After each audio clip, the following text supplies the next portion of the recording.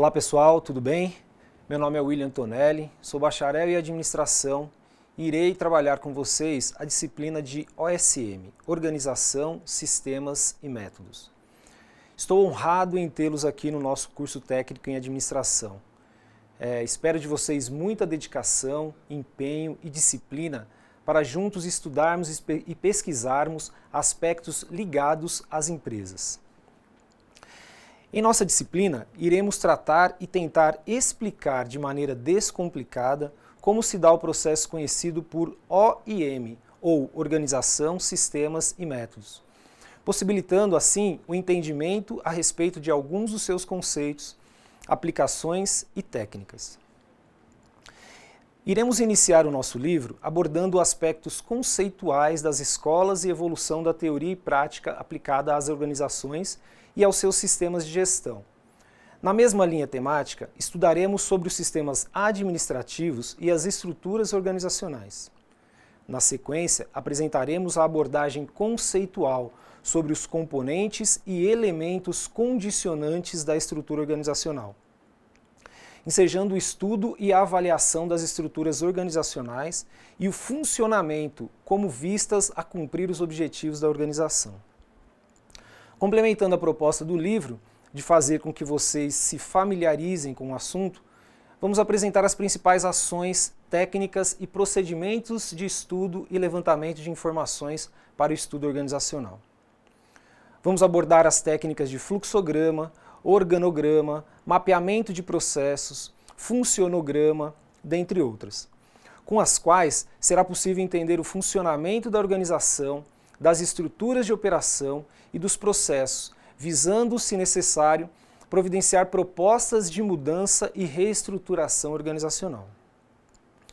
Para que nós consigamos consolidar todos esses conhecimentos, aproveitem bem as ferramentas que disponibilizamos para vocês. As videoaulas, a apostila, os fóruns, as atividades práticas, etc.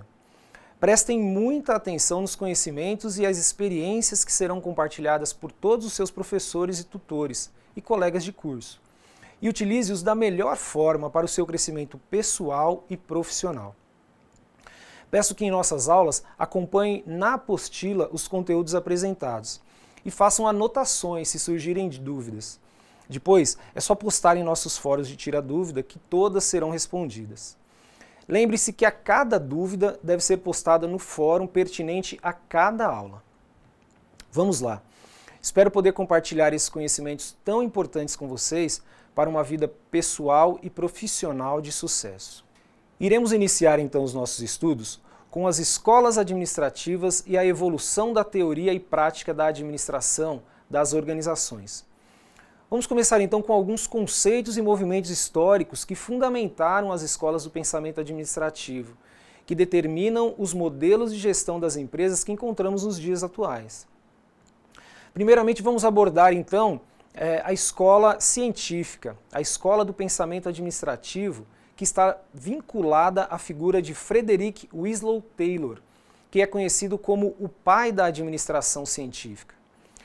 O Taylor, na visão do escritor e do autor Araújo, 2001, foi quem rigorosamente mais contribuiu para a formação da tecnologia de organização, sistemas e métodos, principalmente na instrumentalização para fins de racionalização do trabalho, além de precursor da administração científica. Como vimos na disciplina Modelos de Gestão, o trabalho do Taylor é reconhecido e conhecido por muitos autores como o trabalho que organizou as tarefas, razão pela qual a bibliografia sobre o tema reconhece em Taylor o seu trabalho com a ênfase nas tarefas, dimensionando-as e permitindo que pudessem ser reconhecidas passo a passo, e que cada trabalho tivesse conhecimento sobre o que deveria fazer e de forma correta, fazer muito bem. Vamos falar agora um pouquinho sobre a escola clássica, onde nós temos um outro autor que também tem importância fundamental para a construção do pensamento científico, do pensamento administrativo e das teorias das organizações, que é o Henri Fayol, cujas teorias e fundamentos são conhecidos como a escola clássica da administração. As teorias e fundamentos apresentadas por Fayol se diferem um pouco dos estudos fundamentados por Taylor e apresentados por Taylor. Mas ambas, né, como veremos, são complementares e se auxiliam simultaneamente para compreendermos o modelo de gestão organizacional atualmente adotado por essas empresas, pelas organizações onde trabalhamos. O Fayol defendia a tese de que para administrar uma empresa é necessário saber prever, organizar, comandar, coordenar e controlar. E, para tanto, desenvolveu os 14 princípios da administração de uma empresa, que basicamente são a divisão do trabalho, a autoridade, a disciplina, a unidade de comando, unidade de direção, subordinação dos interesses particulares ao interesse geral, remuneração, centralização, hierarquia, ordem, equidade, estabilidade do pessoal, iniciativa e união do pessoal. Com uma visão um pouco diferente de Taylor, que se preocupava basicamente com a organização das tarefas, o estudo e os fundamentos do Fayol são conhecidos como aqueles que se preocupam em identificar e conhecer a necessidade de ver a empresa por intermédio de uma estrutura operacional, como um conjunto de áreas e departamentos. E dessa forma, por intermédio dessa visão estrutural, poderia estabelecer formas e critérios para poder administrá-la. Nós temos também as escolas, uma escola que é conhecida como Escola das Relações Humanas, que surge na sequência dessas duas escolas citadas anteriormente, das escolas clássica e científica, e vem contribuindo e contribuiu para o avanço dos estudos que constituem a teoria das organizações, e a sua contribuição básica se fundamenta na motivação do ser humano, partindo de seus valores individuais e sociais para que possamos desenvolver satisfatoriamente as atividades profissionais. A Escola das Relações Humanas tem origem nas experiências realizadas na fábrica da Western Electric, nos Estados Unidos, quando se constatou e analisou a relação entre a produtividade dos funcionários com a iluminação do local de trabalho. As deficiências do ambiente físico poderiam prejudicar a produtividade dos trabalhadores. Além disso, também poderiam prejudicar a produtividade de outros elementos pesquisados, como a ocorrência de movimentos dispendiosos, ineficientes e a própria fadiga do ser humano. Dentre os principais objetivos da Escola das Relações Humanas, destaca-se o de identificar problemas motivacionais e de promover a integração das pessoas e a coordenação de suas atividades, contribuindo assim para melhorar os processos da organização, seus sistemas e seus métodos de trabalho. Temos também a abordagem conhecida como estruturalista, que discute temas de suma importância, né? O Araújo, por exemplo, fala que sobre a formalidade e a informalidade da empresa. Essa escola, né, também se dedicou a atenção ao relacionamento informal dos trabalhadores, deixando de esquecer os aspectos formais necessários e que devem existir na empresa. A existência de grupos informais na empresa, em decorrência da desintegração da vida social fora, né, do ambiente empresarial, pelo impacto da industrialização que interferia no trabalho diário desse funcionário, a organização e seu ambiente de trabalho. Nós não podemos desconsiderar os vários aspectos do ambiente organizacional e das pessoas nele presentes, que interferem no cotidiano da organização e no seu ambiente organizacional. Um outro aspecto importante é a recompensa material e social. Combinam-se ambas as versões de recompensa das diferentes escolas, tanto a clássica como a das relações humanas, que abordavam parcialmente cada uma delas. Fábricas, igrejas, prisões e escolas. Não só as fábricas, né, as indústrias daquela época. Há ambientes sociais e organizacionais, mas existem também em outros tipos de empresa que merecem igual atenção. Vou falar para vocês agora também sobre algumas escolas conhecidas como escolas contemporâneas, onde nós podemos destacar a teoria geral do sistema ou a abordagem dos sistemas abertos. Nessa abordagem teórica, contemplam-se teses um pouco mais complexas acerca das organizações e sua posição no mundo de trabalho e no mundo social de hoje em dia. As organizações influenciam e sofrem influências das estruturas sociais, ou seja, do meio ambiente onde elas estão, onde elas atuam. Uma outra abordagem contemporânea é a abordagem contingencial. A abordagem contingencial vai além do posicionamento da abordagem de sistemas abertos, que defende o ponto de vista de que não se consegue um alto nível de sofisticação organizacional, de trabalho organizacional, com a aplicação de somente um modelo, de somente uma dinâmica organizacional. Ou seja, não existe somente uma forma de tornar essa organização eficaz e eficiente.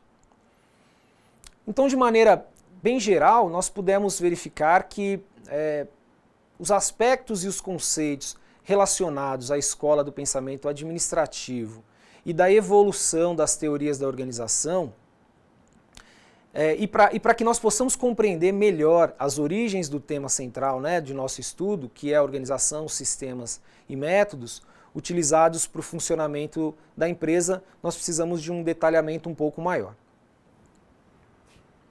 Então, para isso, eu vou falar para vocês um pouco sobre os sistemas administrativos. Nós veremos agora alguns conceitos importantes, algumas informações a respeito dessas teorias, das teorias e aplicações relacionadas aos sistemas administrativos que nós encontramos hoje nas organizações. E como esses sistemas podem influenciar o funcionamento dessa organização ou dessas organizações. Provavelmente vocês já devem ter ouvido falar a respeito do que é um sistema e de como esses sistemas podem auxiliar na compreensão de estruturas mais complexas, visando facilitar o entendimento de seu funcionamento. Um exemplo básico que eu sempre costumo dar é o sistema solar. Os cientistas estabelecem que o sistema solar é composto pelo Sol, como elemento, núcleo, e por diversos outros elementos e fenômenos astronômicos, incluindo os diversos planetas que nós conhecemos hoje em dia. Com as empresas, funciona basicamente da mesma forma. As empresas também funcionam como se fosse um sistema. E nesse caso, elas têm como núcleo os elementos diferentes em função dos diversos interesses que estão envolvidos. Os núcleos podem ser, por exemplo, o sistema de produção, ou o sistema de gestão de pessoas, ou um sistema de finanças, um sistema de marketing, daí por diante. Mas vamos primeiro a uma definição clara do que é sistema. Segundo o autor Oliveira, sistema é um conjunto de partes interagentes e independentes, que conjuntamente formam um todo unitário, com determinado objetivo e efetuam determinada função. Ainda cabe observar que esses diversos agentes são interdependentes, ou seja, não agem isoladamente. Uma interferência em um vai gerar uma interferência no outro, pois eles mantêm uma relação de dependência entre eles. Entendido então o que é sistema? E se eu perguntasse a vocês se sua família é um sistema, como que vocês responderiam essa questão? Se você respondeu que sim, sua família é um sistema, você respondeu de forma correta. É um sistema composto por pessoas que têm um núcleo, o pai e a mãe, por exemplo, e diversos outros elementos interagentes e interdependentes, que podem ser os filhos, os avós, os primos, os tios, que vivem em busca de uma harmonia familiar. Para o funcionamento desse sistema familiar, podemos ainda considerar a existência de outros elementos não humanos, tais como a casa, os aparelhos domésticos, os móveis, etc., fazendo com que o sistema familiar opere de forma perfeita e adequada. Provavelmente vocês então já começaram a ter um entendimento um pouquinho melhor do que é um sistema administrativo. A partir do exemplo da sua família como um sistema, ficou mais fácil talvez de entender que uma empresa é um grande sistema administrativo, subdividido em diversos mini-sistemas administrativos que fazem funcionar em função dos principais objetivos empresariais. Vamos verificar mais detalhadamente como isso funciona. A empresa é como eu já disse, é como um grande sistema administrativo de negócios. E como se fosse o nosso sistema solar ou o nosso sistema familiar. Dentro da empresa nós temos diversos departamentos que constituem os diversos sistemas administrativos, separados em função das áreas de interesse de cada um desses departamentos. Temos então o sistema administrativo de finanças, que vai cuidar dos recursos financeiros da empresa. O sistema administrativo de gestão de pessoas, que vai cuidar de um outro recurso, recurso de mão de obra. O sistema administrativo de produção, que vai cuidar e tratar do processo produtivo. Se comparássemos com o sistema solar, os planetas, por exemplo, Saturno, Plutão, Marte, etc., seriam esses sistemas administrativos, financeiro, pessoal, de marketing. Cada um desses mini-sistemas administrativos, ou seja, o sistema de produção, mini-sistema de produção, de finanças, de gestão de pessoas, tem funções e objetivos bem diferentes, mas precisam estar unidos para que os resultados individuais produzam os resultados que a empresa, como um todo, espera. O ponto mais importante dos conceitos sobre sistema é entender, conforme já afirmado pelo autor Oliveira, que os sistemas formam um conjunto de partes integrantes, interagentes, porém interdependentes entre si. Ou seja, o todo é maior do que a soma das partes. Esse slide, o slide 3, apresenta um exemplo de um sistema administrativo. Como vocês podem verificar, essa interação apresentada nesse slide 3, onde temos o sistema organizacional geral. E esse sistema organizacional geral é dividido em seus mini-sistemas, onde cada um tem uma função e um objetivo muito bem específico e delimitado, porém, produz resultado para toda a empresa. Veremos agora os níveis de um sistema. Conforme eu já disse anteriormente, o sistema é um conjunto de partes que podem ter tamanhos e funções diferentes. Mas quando somados e unificados, produzem os resultados que são objetivados, que são objetivos comuns a todos. Essa diversidade de tamanho e de função pode também estabelecer diferentes níveis e classificação do sistema. Os sistemas podem ser classificados, segundo o autor Oliveira, em sistema, subsistema e supersistema ou ecossistema. Para o autor, sistema é o objeto de estudo, é aquilo que nós estamos estudando ou considerando. O subsistema são as partes identificadas de forma estruturada, que vão integrar esse sistema. Já o supersistema ou o ecossistema é o todo. E o sistema é o subsistema dele. Ficou meio confuso? Mas nós podemos considerar, assim nós consideramos, por exemplo, que a nossa empresa é uma empresa produtora de refrigerantes. E ela tem os subsistemas, como subsistemas, os departamentos de finanças, gestão de pessoa, produção e marketing. A empresa é o sistema que está sendo estudado, é o nosso objeto de estudo, que faz parte de um supersistema ou de um ecossistema. Podemos considerar como sendo o mercado do qual ele faz parte, ou seja, o mercado de bebidas. Então o mercado de bebidas será o nosso supersistema. Os sistemas ainda podem ser classificados como sistemas principais, sistemas complementares e sistemas de apoio. Se tomarmos como exemplo nossa empresa produtora de refrigerante, que acabamos de citar, então os subsistemas principais são os subsistemas técnicos de produção e subsistema mercadológico. Subsistemas complementares são os subsistemas de finanças, contabilidade e de gestão de pessoas. E o subsistema de apoio seria um subsistema jurídico, subsistema de tecnologia da informação, subsistema de serviços gerais e assim por diante. Muito bem, através desse exemplo ou desses exemplos, nós podemos verificar que a empresa pode ser vista de outra forma, como um sistema integrado de pessoas e processos. Uma empresa não existe sem pessoas e sem processo, cujos resultados finais são de interesse coletivo e por isso precisam funcionar como uma equipe de trabalho muito bem organizada.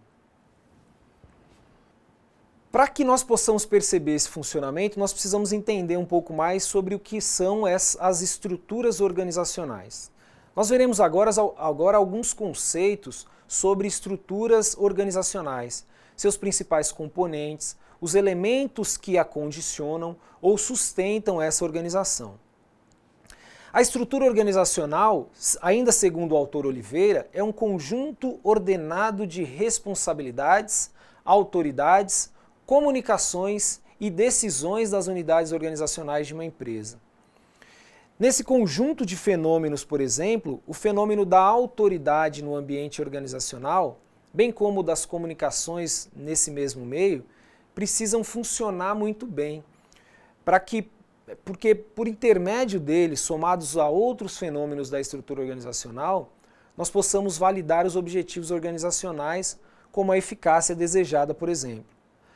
A organização não é um elemento inerte, são as pessoas que fazem com que esses fenômenos se movimentem ao longo do tempo, ao longo dos anos. As estruturas organizacionais se movimentam continuamente para se adaptarem às realidades contemporâneas nas quais se encontram essas organizações onde nós trabalhamos cotidianamente. Ou até mesmo mudarmos essas realidades, estabelecendo outras e novas que serão acompanhadas por esse mercado. Por isso nós temos que diferenciar a estrutura organizacional formal e a estrutura organizacional informal. Por estrutura organizacional formal, nós podemos entender que é o objeto de grande parte do estudo das organizações empresariais. É aquela que deliberadamente é planejada e formalmente representada em alguns aspectos pelo seu organograma. Ou seja, uma estrutura organizacional formal é aquela que se conhece como retrato da organização.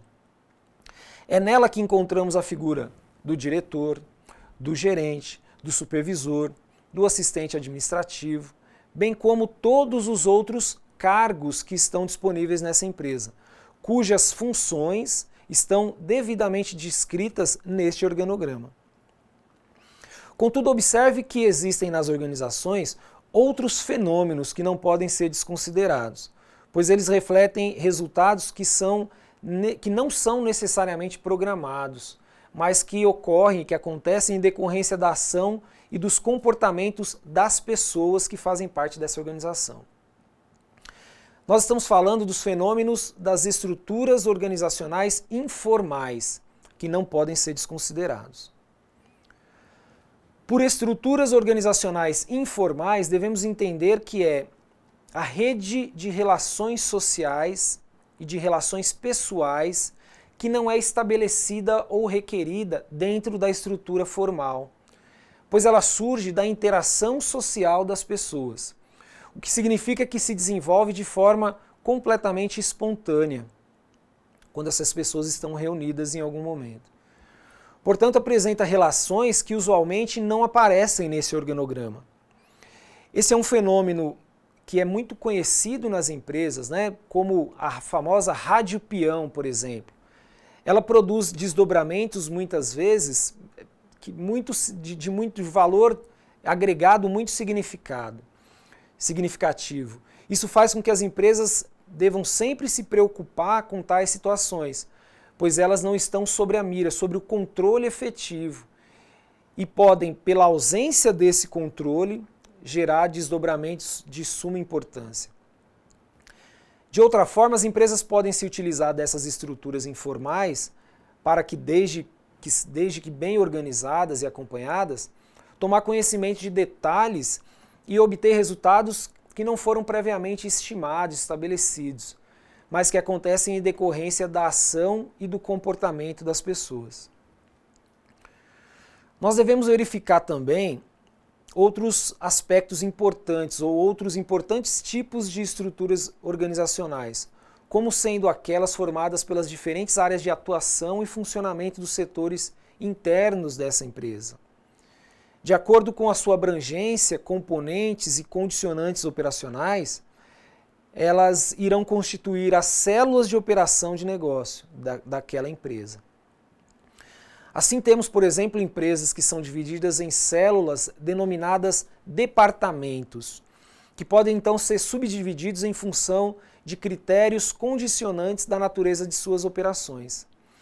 Segundo o autor Peter Drucker, os fatores internos que influenciam a natureza da estrutura organizacional de uma empresa são por ele definidos da seguinte forma: a natureza dos objetivos estabelecidos para a empresa e seus funcionários, as atividades operantes exigidas para realizar esses objetivos, a sequência de passos necessários para proporcionar os produtos ou serviços que os funcionários e clientes desejam ou necessitam, as funções administrativas que deverão ser desempenhadas, as limitações da habilidade de cada pessoa na empresa, além das limitações tecnológicas, claro, as necessidades sociais dos executivos, profissionais e funcionários dessa empresa e o tamanho dessa empresa, a grandeza dessa organização. Podemos analisar então um pouco mais sobre como se constituem essas estruturas organizacionais, que, complementando a teoria da organização como um sistema vivo que impulsiona os objetivos empresariais e faz com que as organizações se movimentem continuamente, adaptando às realidades contemporâneas exigidas por esse mercado que hoje estamos inseridos, visando proporcionar resultados e eficiências desejadas em seu propósito. Então eu vou falar um pouquinho mais para vocês dos componentes da estrutura organizacional. Nós vamos conhecer então, de forma um pouquinho mais detalhada, os diversos componentes dessa estrutura organizacional. Primeiramente, vamos falar sobre desses componentes, que é a responsabilidade. Quando nos referimos a uma organização e sua estrutura de processos e de atuação, logo nós pensamos nas pessoas em diversas funções, com obrigações de trabalho a ser realizados, ou seja, com algumas responsabilidades pela execução de determinadas tarefas, e que precisam prestar conta dessas atividades para uma pessoa, para um superior hierárquico dele. As organizações, vale lembrar que são sistemas compostos por elementos e obrigações interdependentes entre si, que buscam resultados comuns à organização. E essa responsabilidade é inerente ao cumprimento desta obrigação, que uns têm com os outros, da obrigação que as pessoas têm entre si, dentro dessa estrutura organizacional.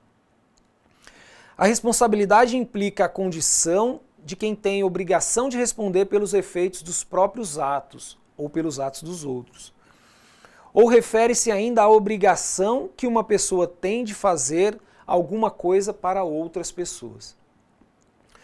Sob o ponto de vista empresarial, a responsabilidade se transforma de fato nas obrigações que determinado colaborador ou funcionário precisa executar para cumprir essas suas tarefas, prestando conta delas àquelas pessoas que lhe atribuem ou lhe atribuíram essas responsabilidades. Essa pessoa a quem presta conta das obrigações realizadas deve estar revestida de uma autoridade delegada pela própria estrutura organizacional para determinar as obrigações, bem como cobrar o cumprimento dessas obrigações. O autor Oliveira fala que o sistema de responsabilidade, usualmente adotado para a configuração dos modelos de estrutura organizacional, é conhecido como departamentalização, ou em linha e assessoria, ou ainda por atribuições das unidades de negócio. Outro componente de destaque para a formação da estrutura organizacional está relacionado ao sistema de autoridade, que é quem trabalhando em uma organização, quem não trabalhando dentro de uma organização não se lembra da figura emblemática do chefe. Perceba que estamos falando de um princípio de poder com conotação e representação moral e social. O chefe ele tem um direito, uma prerrogativa de tomar decisões e de dar ordens. E como todo princípio de direito, exige compreensão um pouco mais detalhada, pois se incorre necessariamente em deveres. e para obtê-los é necessário requerer cumprir alguns requisitos. A autoridade significa o direito para fazer alguma coisa. Ela pode ser o direito de tomar decisões, de dar ordem, de requerer obediência do seu subordinado, ou simplesmente o direito de desempenhar um trabalho que lhe foi designado. Essa autoridade também tem um caráter, né? Pode ser formal ou informal. O direito de ter e exercer a autoridade significa, em tese, que todos deveriam reconhecer o poder que lhe foi atribuído de forma integral, sem questionar. Mas a gente sabe que não é bem assim. Muitas vezes essa autoridade é atribuída sem que sejam cumpridas algumas regras e princípios básicos para a indicação de quem irá receber o direito dessa autoridade. Podemos atribuir, por exemplo, a autoridade a pessoas que não estão preparadas tecnicamente ou pessoalmente para exercer aquele cargo ou aquela função, causando motivos de desconfiança, de descrédito no exercício daquele direito, gerando direito a outras pessoas, inclusive de questionar aquela autoridade. Na maioria das organizações, nós encontramos situações em que temos o chefe formal, aquele que foi atribuído formalmente o direito de exercer a autoridade, mas ele pode também não ser reconhecido pelos seus subordinados como que deveria efetivamente exercer aquela função. Seus subordinados podem não reconhecer nele competências, algumas competências pessoais, profissionais, técnicas, algumas habilidades suficientes para exercer aquela função. Dessa forma, esses colaboradores, esses funcionários, poderão inclusive se recusar, informalmente, é claro, a admiti-lo como autoridade chefe. Surge então o que se denomina a autoridade informal. É a autoridade que, embora não elevada a essa condição pela via formal da empresa, exerce o poder informal, de forma tão significativa que pode, em muitas vezes, impedir o exercício formal daquela autoridade que foi atribuída. Complicado esse negócio de chefe, né? Viu como não basta apenas receber o dever de ser chefe para exercer o direito de tomar decisões e dar ordens? É preciso muito mais do que isso, é preciso também ser reconhecido em suas competências pessoais. As pessoas devem nos reconhecer como chefe, como líder, como gestores, em nossas competências pessoais, profissionais e técnicas, para que assim tenhamos o reconhecimento e tenhamos também a autoridade. Ainda sobre o aspecto da autoridade, é importante destacar que a autoridade pode ser considerada sobre outros dois modelos, ou outros dois aspectos. O modelo de autoridade hierárquica e o modelo de autoridade funcional. No modelo de autoridade hierárquica, os colaboradores, os funcionários que ficam todos subordinados a autoridades de um único chefe, seguindo as linhas de comando da estrutura hierárquica da empresa. Já na hierarquia funcional, a situação pode se alterar e se complicar um pouco, porque é preciso tomar muito cuidado para que essa alternativa não se transforme em um transtorno, em um conflito para ser resolvido. Pois esse subordinado poderá e deverá se submeter a ordens de comando de outro gestor, de outro chefe, que não é necessariamente aquele que está diretamente ligado ou que é superior hierárquico de cargos daquela empresa. Vejamos um exemplo. A empresa tem uma sede em São Paulo e filiais no estado do Paraná, Santa Catarina e Rio Grande do Sul. Na sede da empresa estão os diretores administrativo, financeiro e um diretor específico que trata das unidades regionais. Imagine agora que você é funcionário da empresa e trabalha na filial regional de Florianópolis. Desempenha a função do departamento financeiro. Nessa filial de Florianópolis, há também um gestor que é a pessoa que o contratou, para a qual os diretores ou gestor você deverá prestar conta e obediência sobre suas atividades. Para o diretor financeiro, que está sediado em São Paulo, para o diretor das regionais, que também está sediado em São Paulo, ou para o gestor da filial que está em Florianópolis. Pois é, pelo sistema de autoridade funcional, você tem a possibilidade de múltiplos chefes, de múltiplas autoridades sobre o seu cargo. E dessa forma, você que trabalha no departamento financeiro da filial Florianópolis, tem a subordinação funcional a todos eles. Mas, obviamente, será preciso muito bom senso de todas essas partes envolvidas para que não hajam conflitos.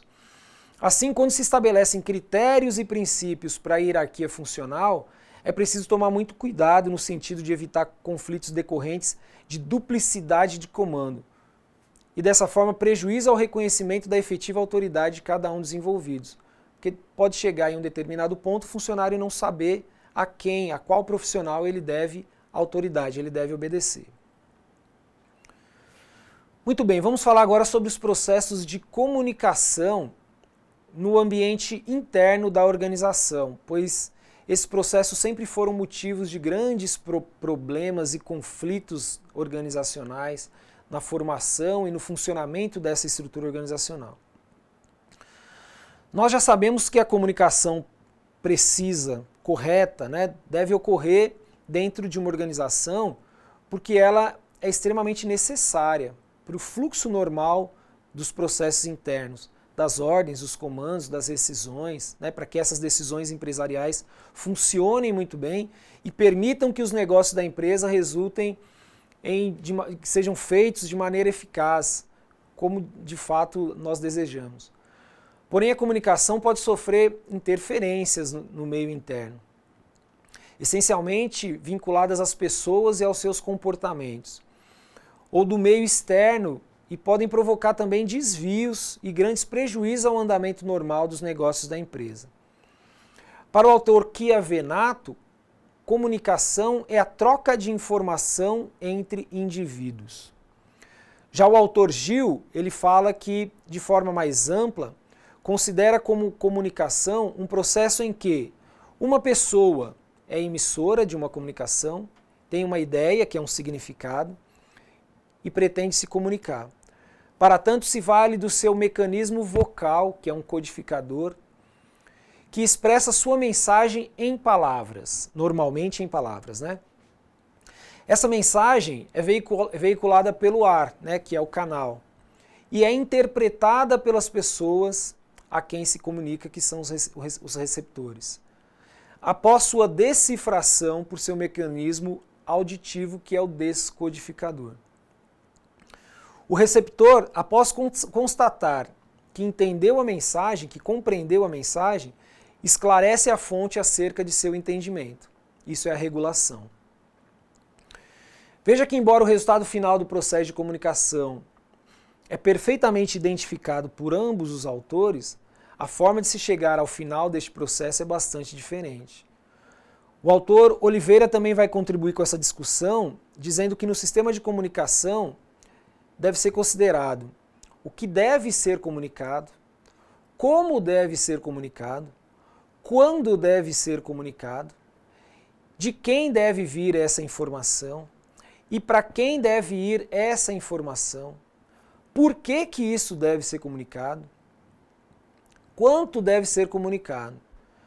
Ao responder alguns ou todos esses questionamentos, certamente nós vamos conseguir obter condições para monitorar mais adequadamente o fluxo dessas informações, seus conteúdos e destinos, evitando problemas maiores, que podem decorrer de desvios comunicacionais para essas organizações.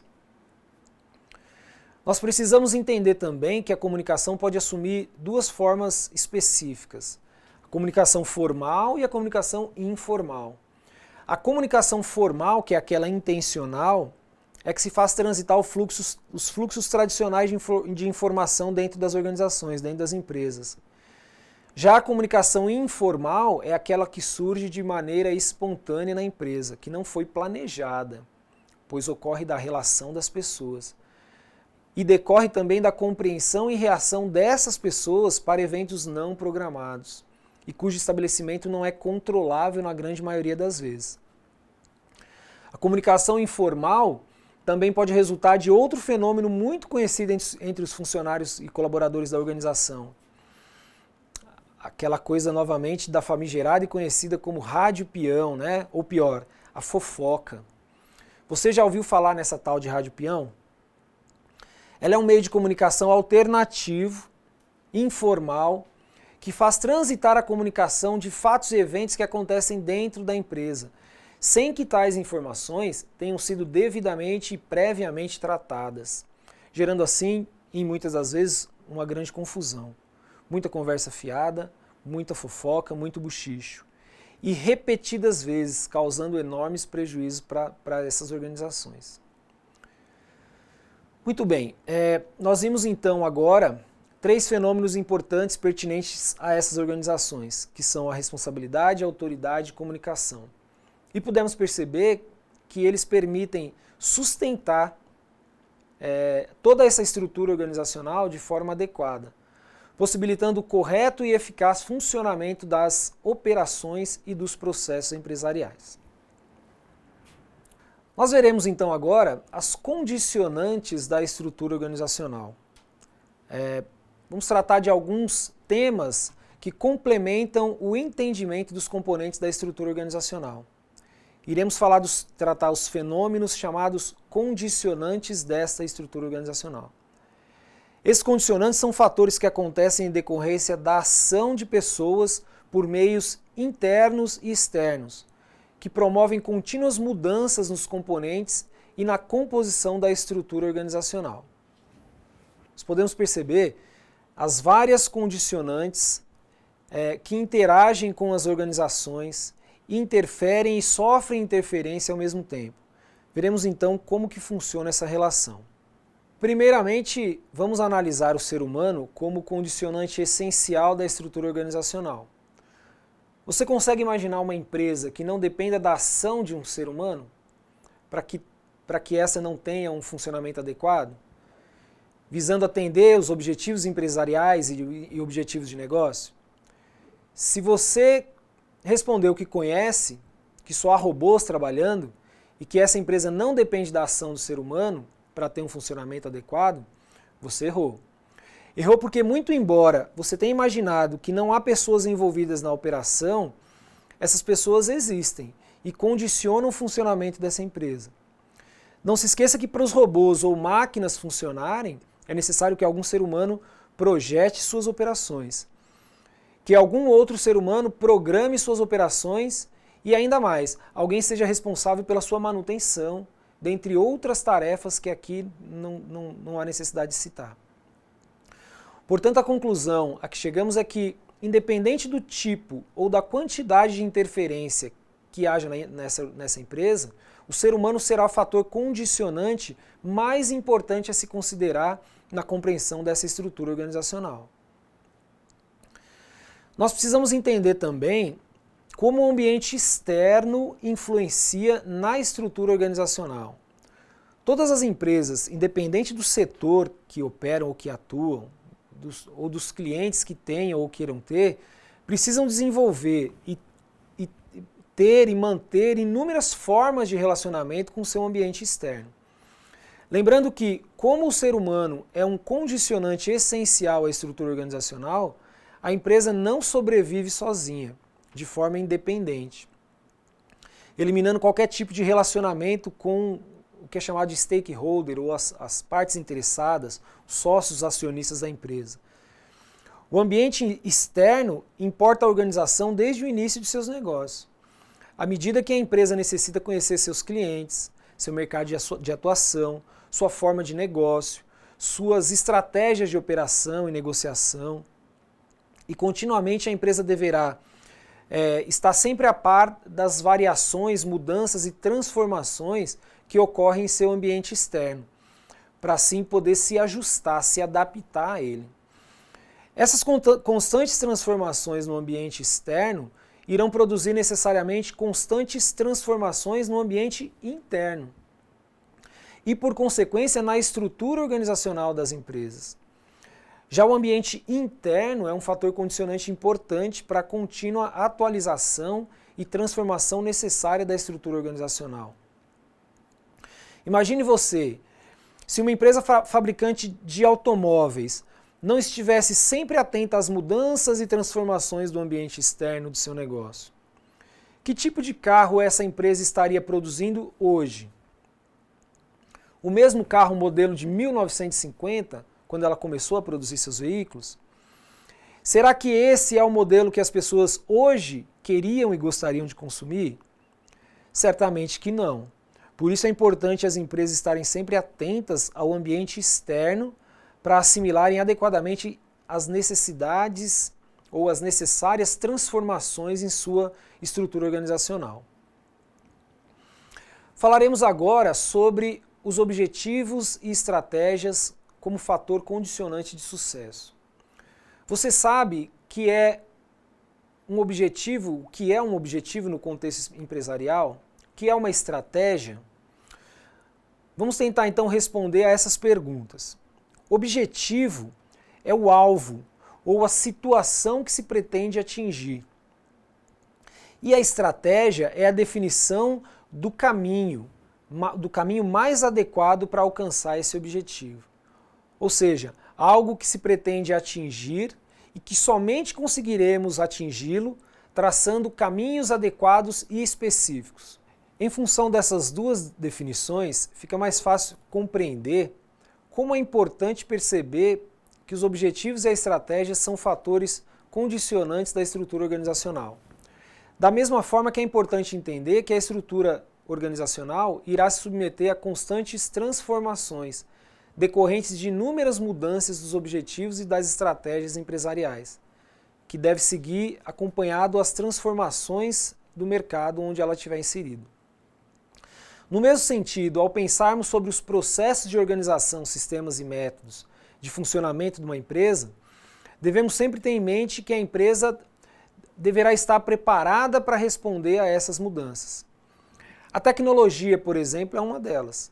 As organizações atuais passam por necessárias mudanças em suas estruturas organizacionais decorrentes da imprescindível atualização dos fatores tecnológicos a que elas estão submetidas. Imagine que você estivesse procurando um emprego e que só conseguisse em uma empresa como auxiliar administrativo e que para desenvolver essa sua função você tivesse que trabalhar como datilógrafo, operando uma máquina de escrever manual, que muitos de vocês nem sabem ao certo o que é ou nem sequer já viram uma dessa. Isso é da minha época. Seria inviável sua tentativa de trabalhar, pois provavelmente vocês não encontrariam nem mesmo uma escola de datilografia hoje em dia para lhe ensinar o ofício de datilógrafo. Por isso o fator tecnologia é tão ou mais importante para as organizações atualmente como porque são os fatores ligados também aos seres humanos e seus comportamentos sociais e organizacionais.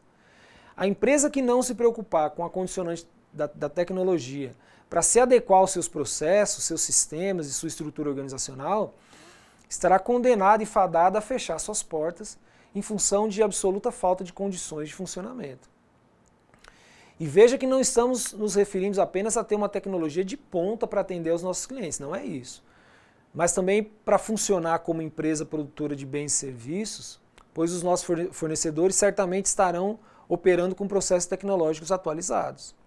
Caso contrário, nem mesmo esses fornecedores estarão dispostos a operar conosco, por absoluta ausência de condições para se manter essa relação.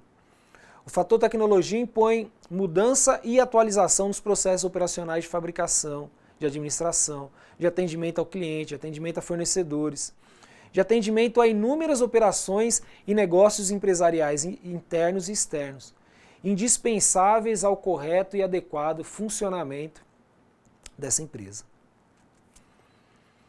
Muito bem, prezados cursistas, nós vimos nesse último tópico os temas que se vinculam aos fatores condicionantes ao funcionamento das estruturas organizacionais e cuja ocorrência determina providências e ações no contexto geral, da organização, dos sistemas e métodos. E da própria operação da empresa, capaz de fazer com que elas funcionem de forma adequada, atendendo às necessidades organizacionais, bem como trabalhando de forma eficaz com seus clientes. Chegamos então ao final da nossa primeira videoaula. A partir de agora peço que procurem realizar as atividades propostas no fórum específico, interagindo com seus colegas de curso e com seus tutores.